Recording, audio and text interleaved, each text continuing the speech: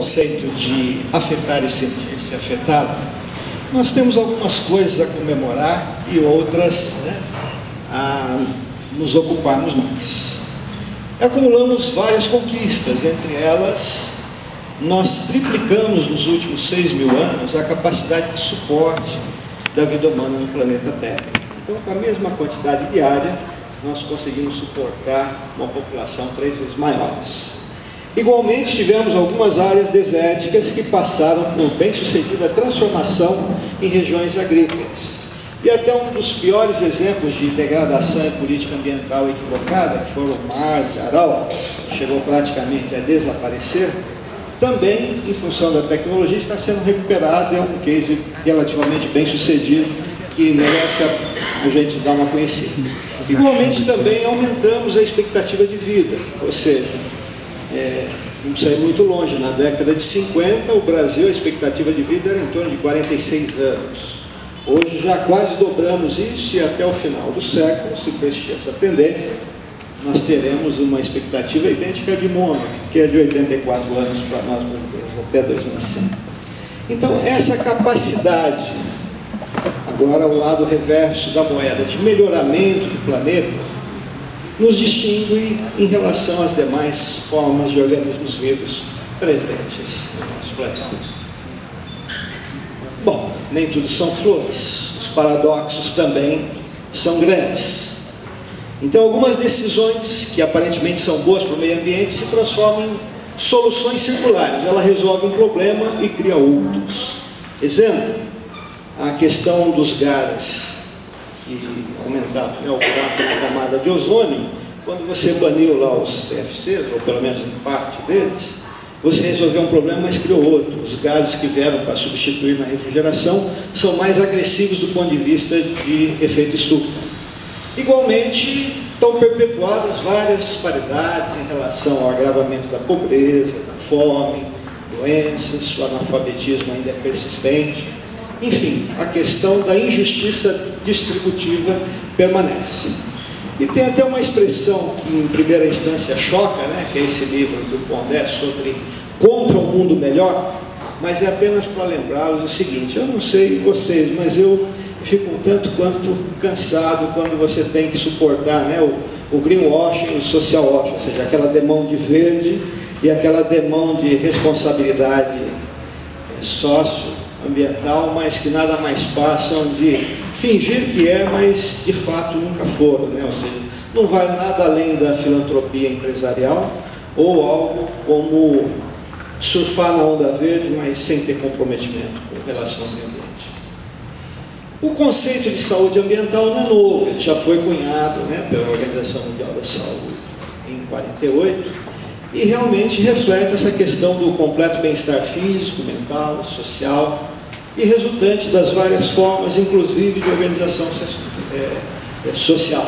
Então é bastante abrangente, ou seja, não é a falta, não é a ausência de saúde, de doença, desculpe, seja ela humana ou da própria natureza, mas é um conceito muito mais abrangente da dinâmica da interação do homem com o meio ambiente.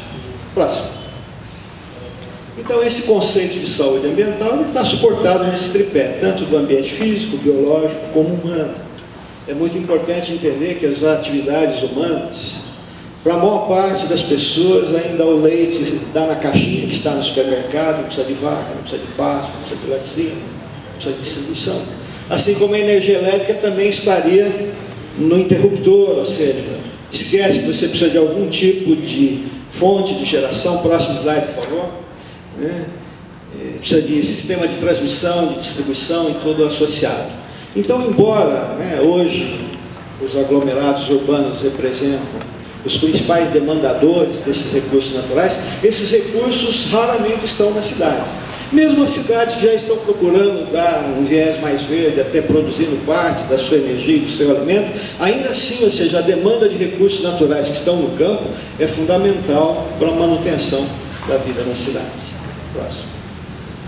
Eu gosto muito dessa máxima de Paracelsus, que diz o seguinte: o que diferencia um remédio de um veneno é a dose.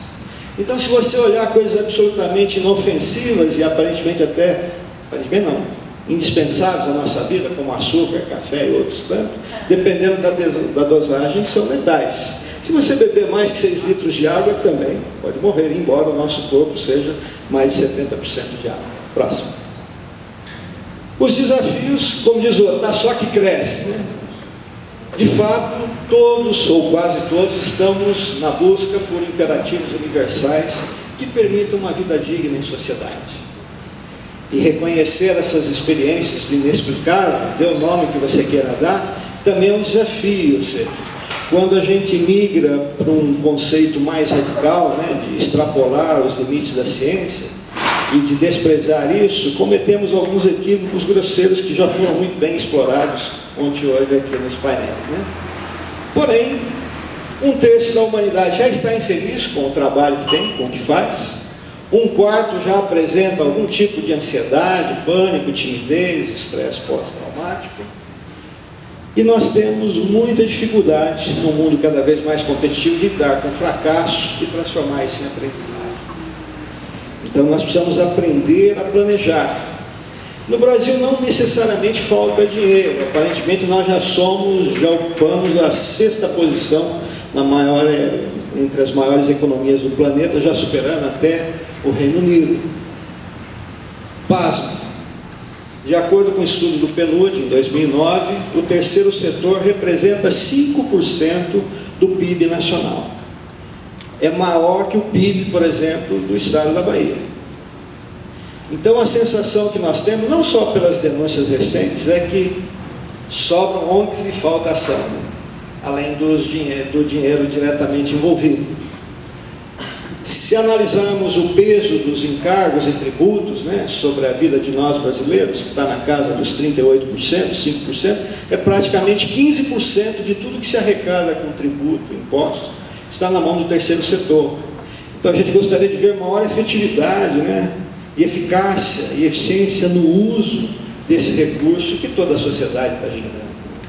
No geral, a gente poupa pouco, gasta demais, não investimos o suficiente em infraestrutura e educação, e não raro tocamos os nossos próprios negócios como a gente toca a nossa vida pessoal. Primeiro você faz a despesa, depois vê como vai pagar, né? Ou seja, o nosso forte não é o planejamento sistêmico de tal forma. E aí vem a pergunta, esse olhar utópico, aparentemente até é um questionamento que o próprio Dr. Claré colocou, né? Ou seja, sobre os desafios e o futuro do próprio agora Instituto, né?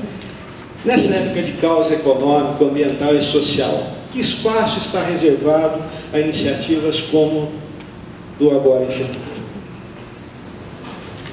Pegando carona até no que o CDI hoje colocou pela manhã, a revolução da tecnologia de informação, curiosamente, está composta pelo social, né?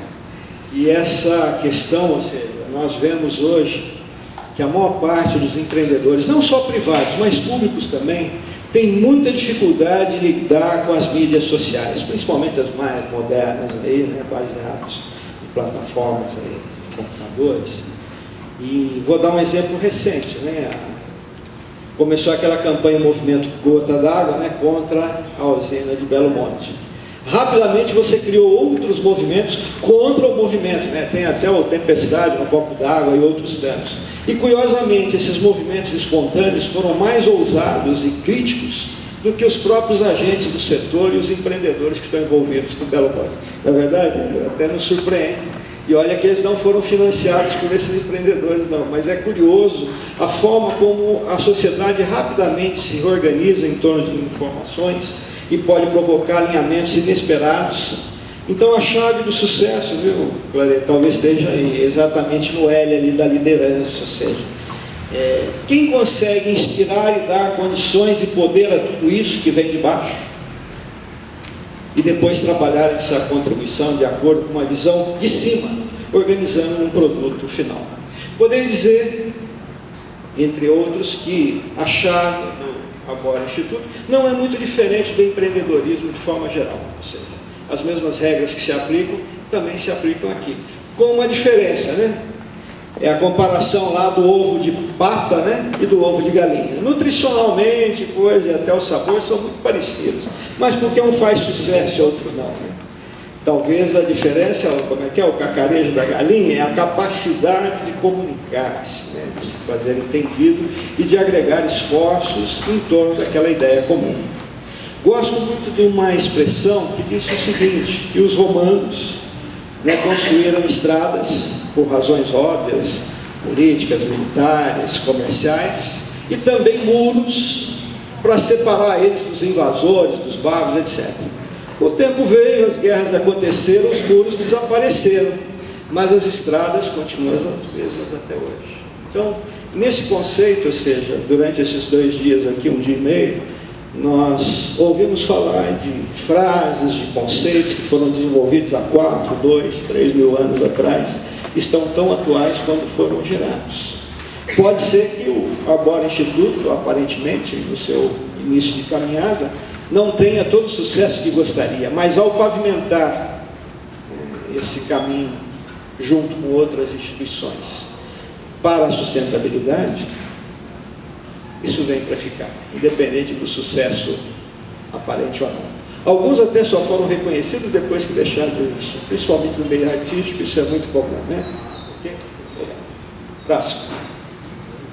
O novo urbanismo destaca isso, que já mais da metade da população vive em apenas 3% da terra.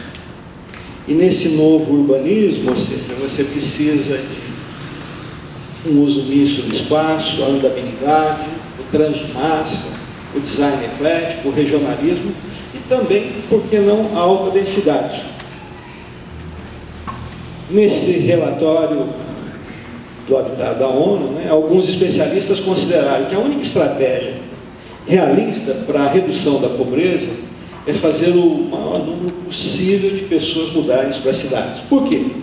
Exatamente a forma mais ambientalmente benigna de assentamento humano. Manhattan, por exemplo, é altamente sustentável, quer dizer, a quantidade de transporte vertical, que é mais eficiente do que qualquer tipo de transporte horizontal, quando você olha o dispêndio de energia para isso, ela leva vantagem muito em relação a um sistema, né, semi-urbano. Próximo, por favor. Não estou fazendo apologia às favelas, e quero frisar bem o termo, não vou falar de comunidade, porque é um termo muito abrangente, vou falar do fenômeno mesmo da exclusão social, que são as favelas, ou seja, o que elas estão nos ensinando, para que a gente reveja o nosso conceito de urbanismo. Bom, pelo menos 1 bilhão de pessoas está nessa condição, e novas ideias urbanas são, como acontece nas favelas, desconectadas da lei ou da tradição, ou seja, boa parte da legislação ambiental não se aplica na prática nas favelas. Eles estão em área de risco, área de preservação permanente, unidade de conservação, o que por si só constituiria um crime ambiental. Mas na prática a legislação não é aplicada porque o interesse social acaba prevalecendo em primeiro lugar. E elas também são surpreendentemente verdes, pela alta densidade demográfica, pelo uso mínimo de energia e material. E para algumas pessoas, literalmente, a reciclagem é um meio de vida, não é força de expressão dentro das favelas. Por outro lado, você tem um aspecto negativo, o aumento do crime, poluição, doença, injustiça social, a falta de infraestrutura e saneamento básico e por aí vai fora. De qualquer forma, a nova ascensão da vida na cidade também irá dominar os eventos econômicos neste século. Portanto, para a humanidade, a cidade verde é o nosso futuro. Isso é mais fácil falar do que fazer. Eu fiquei muito feliz quando vi no site do Arbórea, né, esse conceito da árvore arbórea, em que destaca esse tripé da educação fundamental, não só a formal, a informal e a difusa, né, como foi bem colocado aqui, o aspecto cultural como alavancador de novos comportamentos, e o crescimento sustentável em si, que é um grande desafio para todos nós. Eu não sei se foi essa a intenção, mas de qualquer forma, há uma passagem da Bíblia que sempre me fascinou, que foi aquela passagem que está no Evangelho de São Marcos, quando Jesus curou um cego. E diferente de todos os outros milagres dele, que é pabufo, né, esse foi feito por etapas. Então, quando ele pôs a mão, cuspiu aquela coisa toda, orou, perguntou, o que você vê? Aí o cego disse assim, eu vejo os homens como árvores que andam. me fascinou essa expressão. O que é que ele segue, né, queria dizer com essa história? Ou seja, que tudo que estava envolvido. Curiosamente, para quem gosta mais dos temas bíblicos, você vai ver que a própria árvore é o símbolo da natureza humana. Está representado na arca da criança, aquela história toda, e não é só mera coincidência que o ofício, né, de Jesus era ser carpinteiro, né, ou seja, tratar a madeira. Mas esse de ter sido feito em etapas mostra que às vezes em alguns casos a nossa cegueira é física mesmo, mas no caso ela também é espiritual, é na forma como você está enxergando. Não só o semelhante, mas o próprio desafio da sustentabilidade, da permanência da vida no planeta. Então esse crescente, ou seja, todos nós que um dia começamos, né, na área de responsabilidade socioambiental, mesmo de meio ambiente, as primeiras coisas que a gente fez há 20, 30 anos atrás, hoje a gente, né, não se orgulha tanto quanto era na época pelas iniciativas. Em alguns casos até a gente fala, puxa, cometi algumas bobagens, né? Mas é exatamente isso, ou seja, é como a aurora, você sai das trevas, vem para a luz, até que seja a aurora perfeita. E esse simbolismo foi uma feliz escolha, não sei se foi essa a intenção, mas uma feliz coincidência da simbologia magnífica e abrangente. Próximo slide. O conceito da responsabilidade, ele é direto, indireto, difuso, como queira, ou seja, é o que a gente faz, o que a gente não fez, mas não nos importamos que os outros façam por nos beneficiarmos. Por exemplo, creio que ninguém aqui presente é fã da guerra do Iraque, mas indiretamente o Brasil se beneficiou desse evento. Não só na época pré-guerra, né? Nós fornecemos desde alimentos, manufaturados, tal, até armamento bélico e especialistas para o Saddam Hussein lá, nos seus projetos de defesa. Então, mesmo que a gente diretamente não tenha colaborado, nós também nos beneficiamos e depois com a destruição da infraestrutura, exportamos muita coisa para lá. E curiosamente o seguinte, né, para aqueles que acham que até comemoraram, né, a desaceleração, a crise econômica mundial, que seria uma menor pressão sobre o meio ambiente, é muito precipitada essa ideia, porque sem riqueza econômica, você não tem possibilidade de investir na conservação e na recuperação ambiental. Então parece um paradoxo, mas é assim mesmo. Você precisa de um mínimo de riqueza econômica para poder investir. Caso contrário, você acelera o avanço sobre a degradação ambiental. Então riqueza econômica e melhoramento do planeta são faces da mesma moeda, onde a vida humana ainda é o seu maior tesouro. Vamos pular essa parte, é mais conceitual, vamos ao que interessa.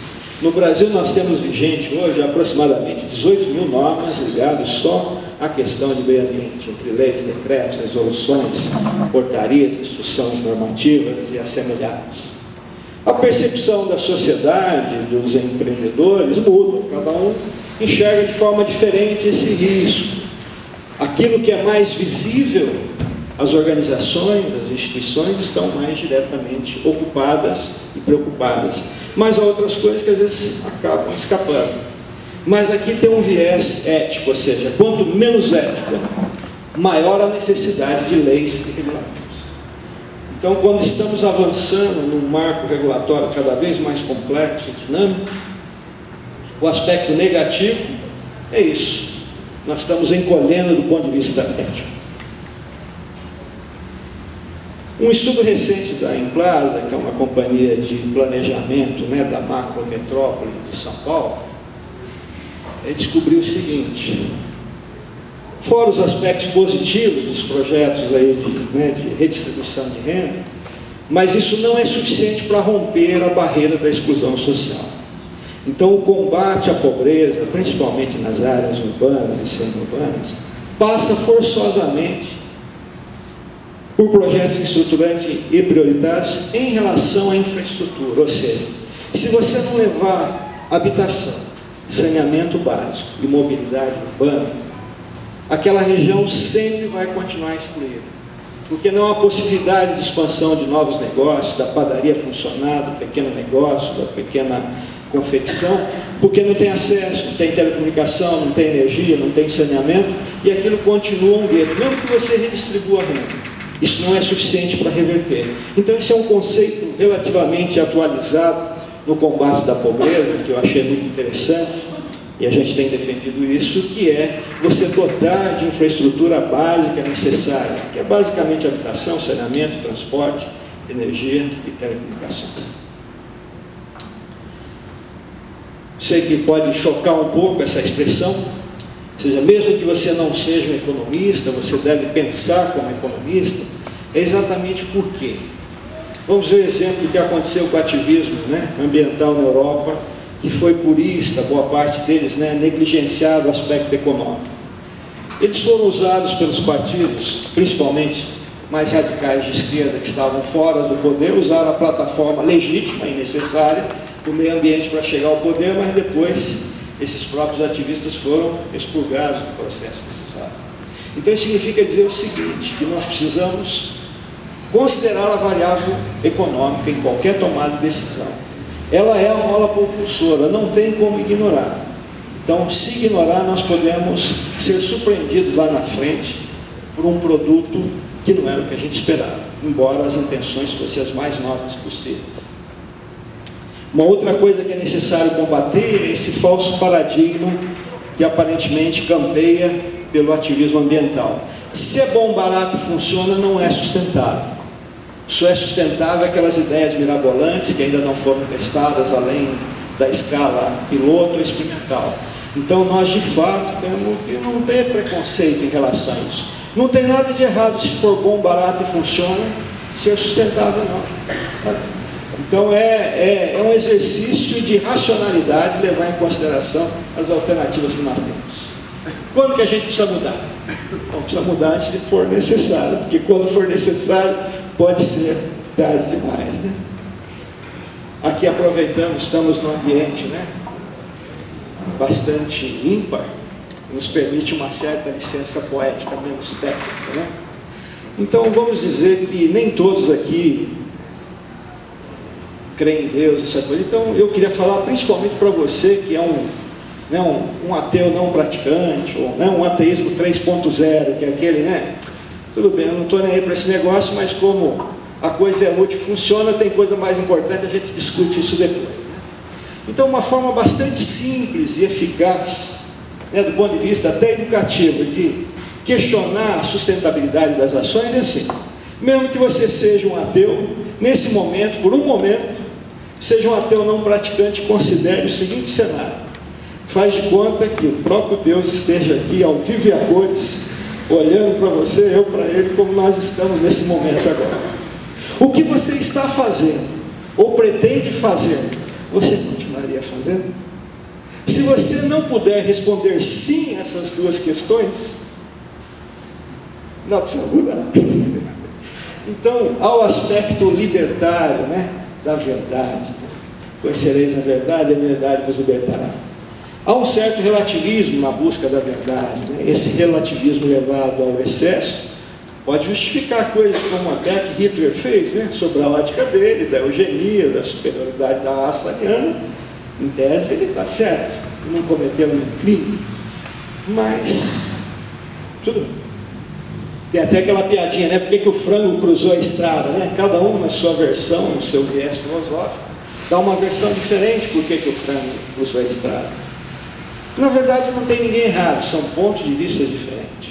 Mas à medida que avançamos para informações qualificadas e relevantes, a qualidade da tomada de decisão evolui. Então, entre os desafios, né, do Instituto agora, é isso, é liderar pelo exemplo, porque boa parte dos adolescentes, dos jovens, a coisa que mais constrange eles é a hipocrisia. Fazer o que a gente manda, mas não fazer o que a gente faz é o que mais pesa. Então a liderança pelo exemplo, a gente nos acostumar a falar mais a verdade, são fatores críticos de sucesso. E eu desejo todo o sucesso do mundo ao Arbóreo Instituto e aos membros aqui presentes e os colaboradores. Foi um prazer, um privilégio estar com vocês. Muito obrigado.